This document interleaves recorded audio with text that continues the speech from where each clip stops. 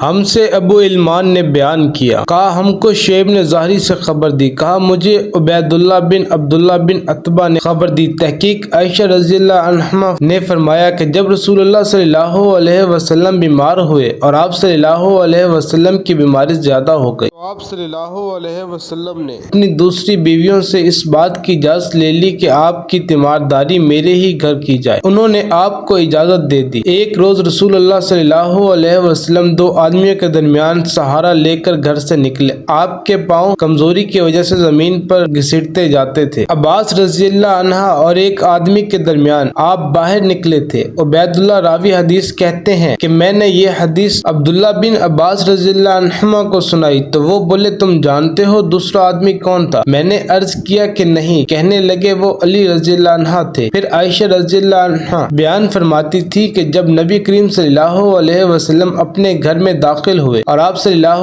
علیہ وسلم کا مرض بڑھ گیا تو آپ صلی اللہ علیہ وسلم نے فرمایا میرے اوپر ایسی 7 مشکوں کا پانی ڈالو جن کے سر بند نہ کھولے گئے ہوں تاکہ میں سکون کے بعد لوگوں کو کچھ وصیت کروں۔ چنانچہ آپ کو حفصہ رسول اللہ صلی اللہ علیہ وسلم کی دوسری بیوی کے لگن میں جو تانبے کا تھا بٹھا دیا گیا اور ہم نے آپ پر ان مشکوں سے پانی بہانا شروع کیا۔ جب آپ ہم کو اشارہ فرمانے لگے کہ بس اب تم نے اپنا کام پورا کر دیا تو اس کے بعد آپ لوگوں کے پاس باہر تشریف لے گئے۔ صحیح بخاری حدیث نمبر 198۔